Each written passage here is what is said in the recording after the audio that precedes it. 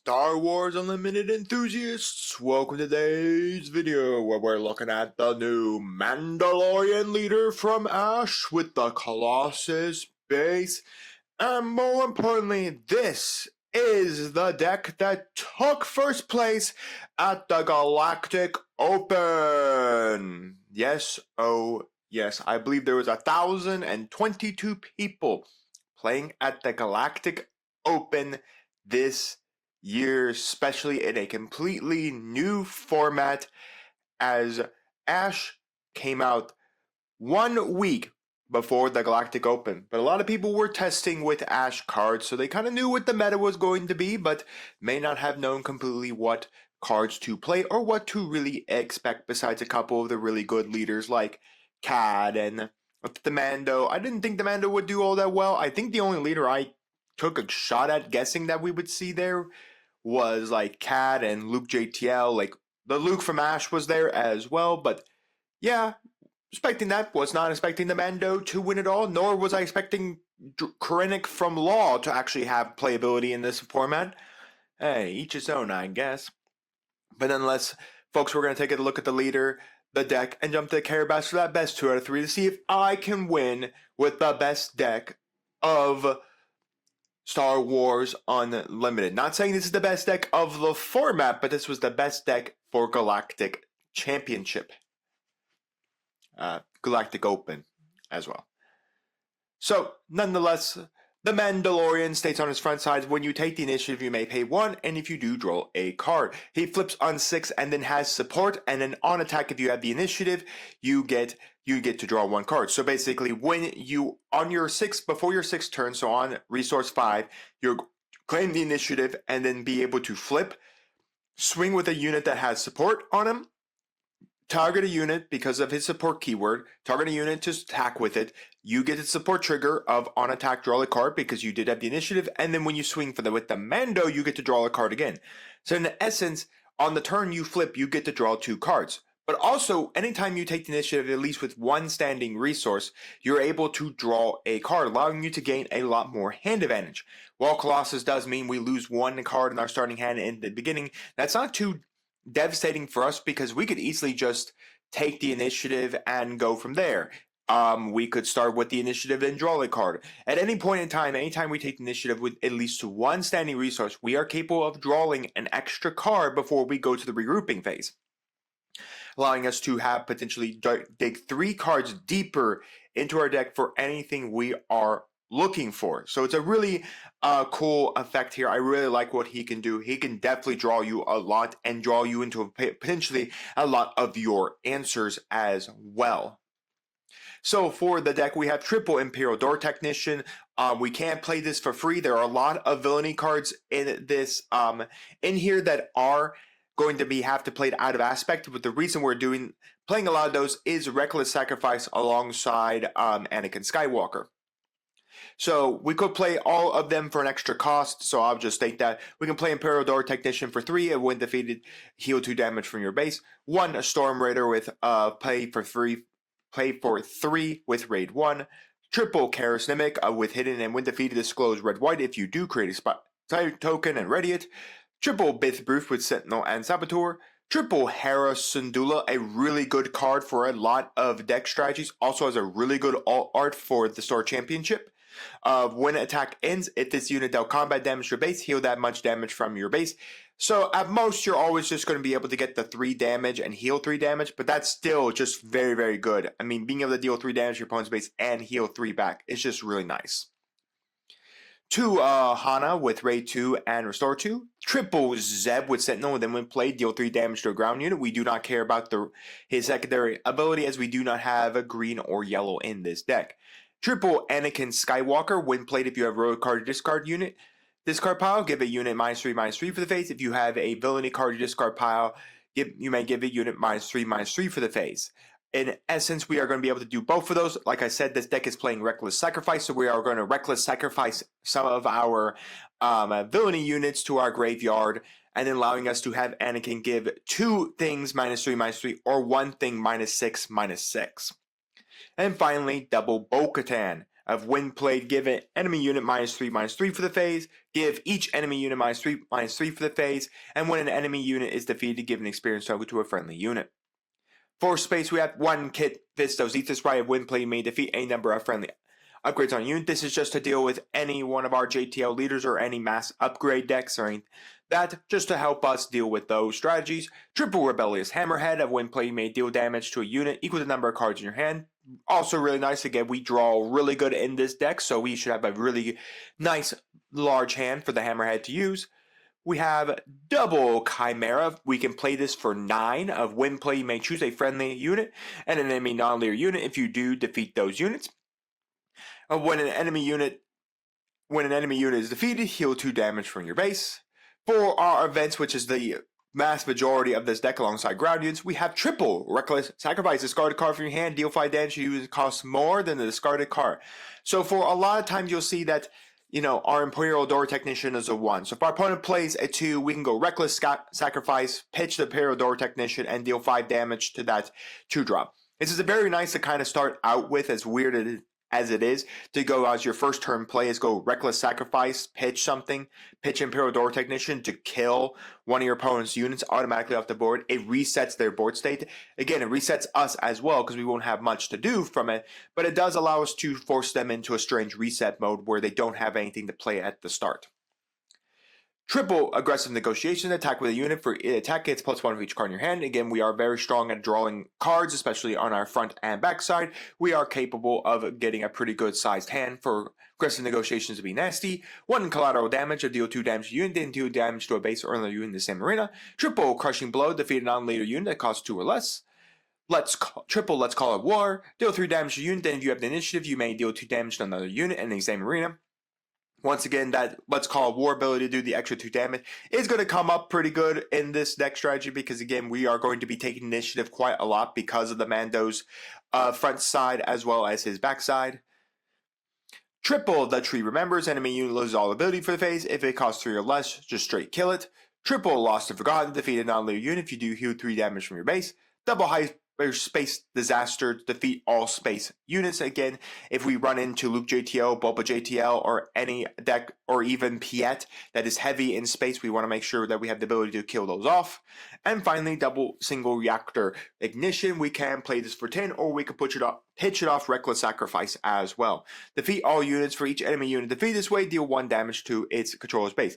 Now again, Chimera and Single Reactor Fire, if pitched off Reckless Sacrifice, would have to deal 5 damage to a guy that is either 8 and 9. So again, that can't really happen a lot. So sometimes we probably will be playing these for their out of aspect costs to come out in the battlefield. I mean, Single Reactor Ignition is still just a very nice board wipe of a card, even at 10.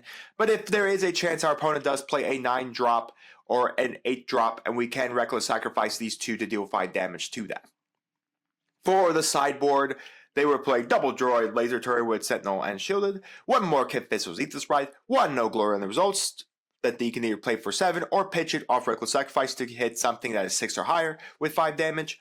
Take control of a non-leader unit and defeat it. Double Planetary Bombardment, deal 8 indirect damage to a player. If you control a capital ship, deal 12 indirect damage instead. The Chimera is a capital ship, as well as the Hammerhead is a capital ship. 1 more Hyperspace Disaster, 1 Devastator of you assign all indirect damage you deal to your opponents. When played, deal 4 indirect damage to your opponent. So basically, if we want to deal a little bit of indirect damage hate on our opponent, we could go put in the Devastator and our 2 Planetary Bombardments and then get a nice combo there. Reminder, we'd have to play the Devastator for 10. And then do next turn would be Planetary Bombardment, but still, it's something you can decide. We have 1 Ray here. Now you're thinking Ray would have to be played for 10, but in certain control matchups where you might play Daedra in the format, or even say like Cad Bane, if you could survive a lot of his punishment, this is a very nice card because your opponent can't just defeat it with enemy card abilities, and your opponent can't take control of this unit. So dropping it for 10 in those type of matchups and having your opponent have to deal with it by coming in and punching it with units is just very nice. So it's a nice way to deal with stuff. It's definitely a sideboard card that a lot of Daedra Colossus decks were playing to deal with the mirror match, because the Rays would come down and then whoever had Ray first basically won the game, because at that point there wasn't much your opponent could do to Ray because your unlike control cards, Rage just can't be destroyed by any control style card and can't be taken control of, so no glory only results doesn't work on her. And 1 Profanity. Overwhelm, and then when played, when defeated, choose a player. They discard a card from their hand. If they have more cards in their hand than you discard a card from their hand. So basically, you can discard 2 cards if your opponent happens to have more cards in their hand than you.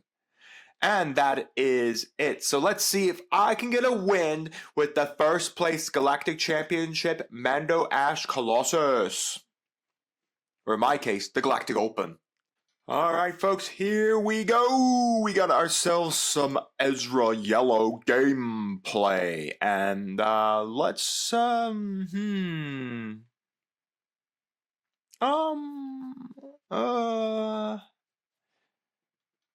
let's keep. Yeah, I think we can keep this hand. This isn't too bad. I mean, it's not the worst hand. We could put these 2 away because right now we don't have to worry. But Ezra Yellow, yes. A deck I still think is very powerful for this format. There were a couple of tops in for Ezra Yellow, but it looked like from a lot of the tops for the Galactic Championship, it was definitely Luke JTL Data Vault, Cad Ash Blue, Krennic Law Blue, the Mando Ash Colossus, and there was an Ezra in there as well. So, I mean, this card is still a lot of fun. We've already checked out a version of Ezra Yellow, so I still think this is a really fun deck to play with.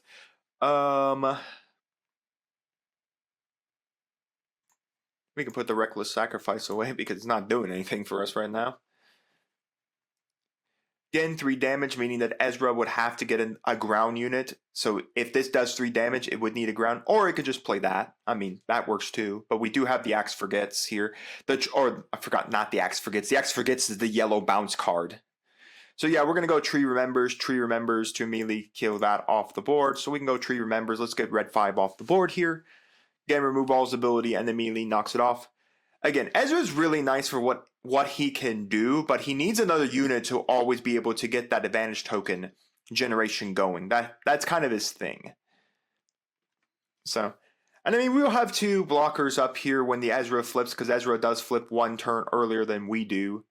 That's the thing. So this turn, he has to play a unit, then he gets to attack.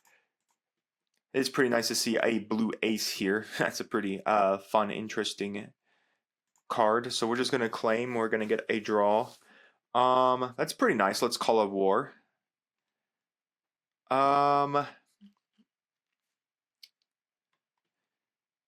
Yeah, I'm fine putting the maybe.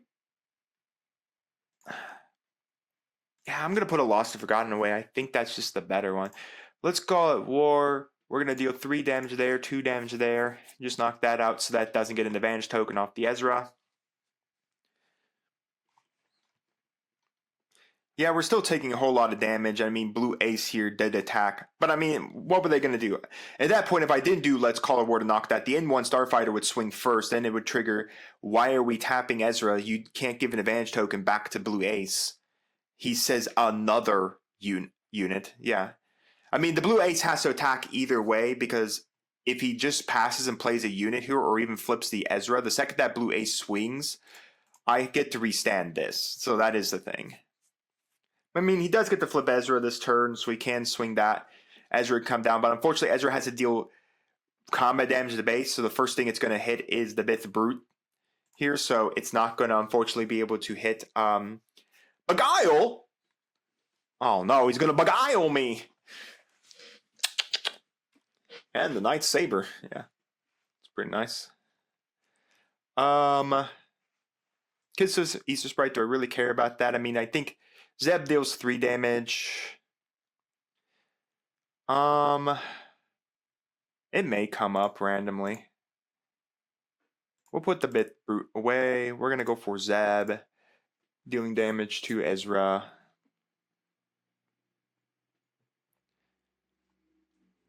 Han Solo! Well, I guess thanks for restanding the Zeb for me. Yeah, I mean, yeah, it sucks, but I do have Lost and Forgotten. We can deploy the Mando, we can swing, trigger to draw a card.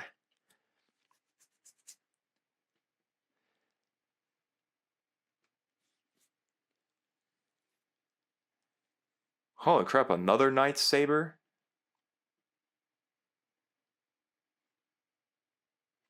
Let's see, that doesn't kill me. Nearly does, but doesn't kill me.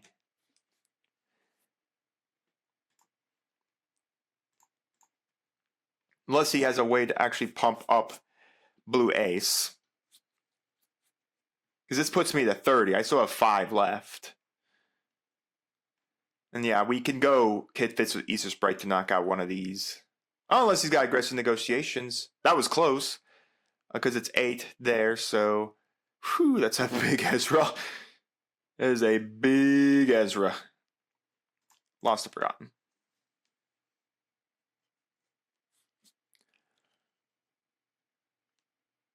That is a huge, huge Ezra. If I knock off 2 with that, that puts him down to 8. We're just going to trade leaders.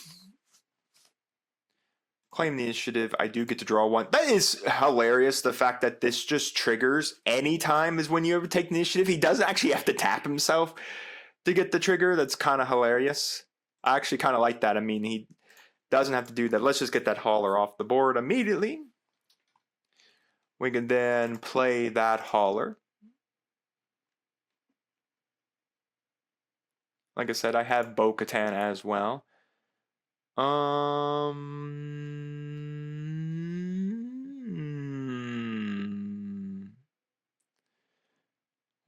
I don't know what more upgrades he has besides advantage tokens. So we can put away Crushing Blow. That's not really going to come up much. I don't know how many more 2s he's playing. Alright, swing, but wasn't upgraded, so it doesn't get the extra 2 damage. It can swing at my face. We can go for 𝐕𝐃𝐃. We can then give the hauler an extra experience token here.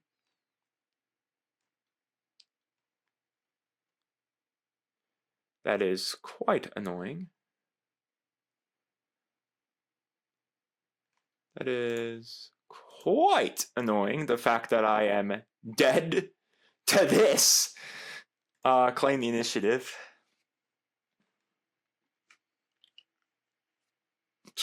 Did not draw anything that can heal me. Wow. Ugh. Damn. Let's see. Yeah, if I had a villainy card in my discard pile, I could have gone Anakin -3/-3 and be able to kill those both.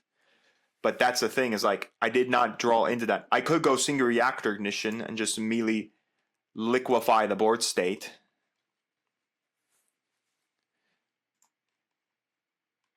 Just to save face.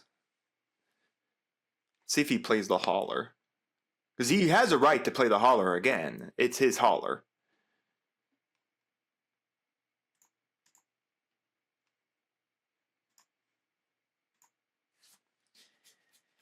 Liquefy the board!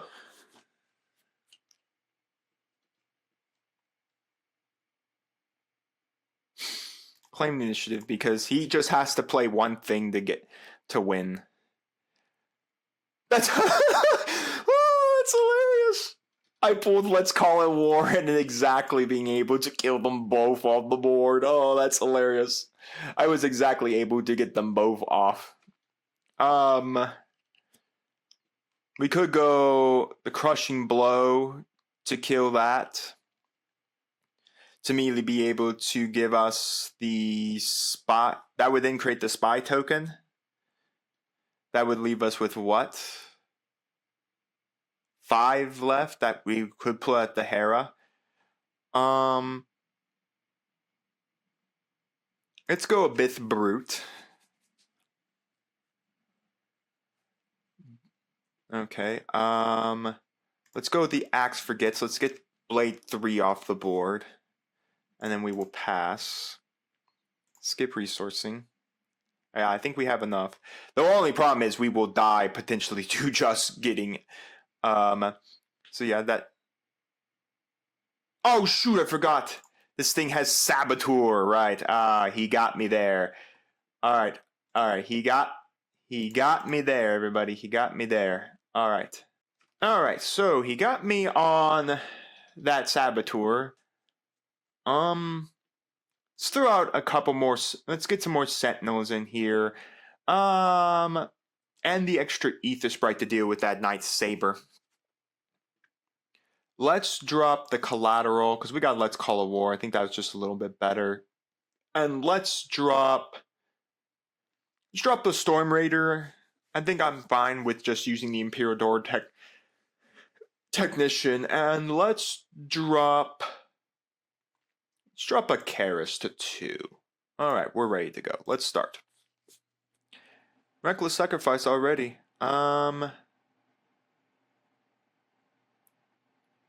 We'll keep.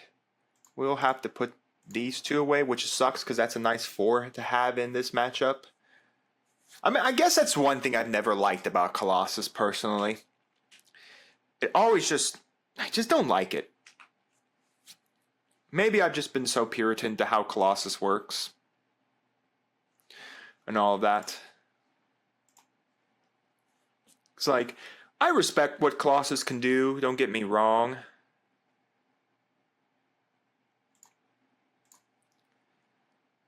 Go Reckless, Pitch, kill that. I mean, he'll show the Spy token, but Spies only deal 2 damage and won't be able to trigger the Ezra effect. So he's got a Whistling Birds and the N1. Alright. It's a Spy! But the whole thing, though, is the Spy's not going to be able to pump up. If he plays another unit, he won't be able to pump it up. So that's not too bad. Again, we now have, of course, a Heroic and that, so we are capable of going for that. A Crushing Blow to do some crushing. Unfortunately, we ain't going to be crushing that. We can put this Imperial Door Technician away. Why can't this have been 3 or less? 3 or less cost? Why is it 2 or less?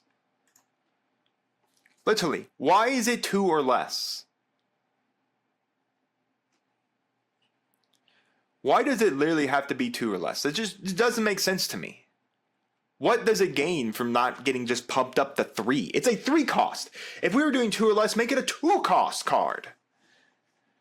Ugh, I guess I'm crying out to the wind. Nothing there. Claim the initiative, trigger the draw 1. Again, the Spy will kill the Brute, but nothing you can do about that one. We do have Let's Call a War, which is too bad. We can put the other Imperial Door Technician away. While it removes our Reckless Sacrifice target, I'm not too impactful about that, losing that target. Let's go for that. Oh, I should have undo. We're still going to do it the exact same method, but let's put the extra 2 damage. 1 extra damage on the hauler there. The Y-Wing swing, that's going to be able to buff that immediately. We're going to claim the initiative, trigger the draw 1. Hyperspace. Ooh, Hyperspace Disaster. That's pretty nice. As if we'd survive long enough in space. Because the Ezra is going to be able to come out this turn and pump up that the stolen AT hauler. I guess we can drop the Anakin and we can kill off the hauler here. Hammerhead's pretty nice because I think we can one-shot Ezra. 4, 5, 6, 7, 8. And we can put away the Crushing Blow. It's not doing anything for us in this game state.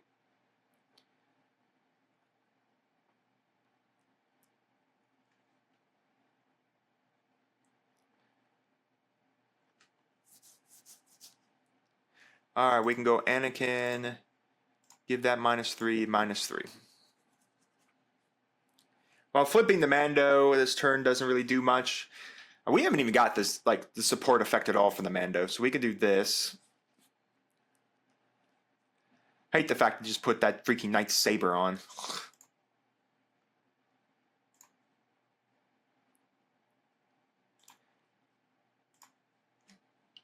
Trigger the draw.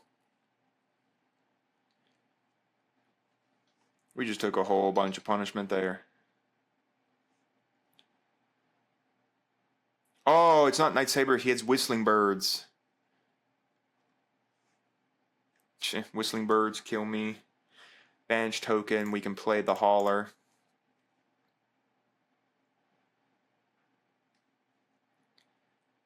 Swing there. 24 damage. Give an advantage token. Unfortunately, advantage doesn't give health. Claim. We can put away. Let's put away Reckless. She's got what? 6 health left. 1, 2, 3, 4, 5. Yeah, no. This immediately murks the Ezra off the board. And the most we take here is 2 because the Y-Wing's not upgraded. So it won't be able to do the... Unless it is.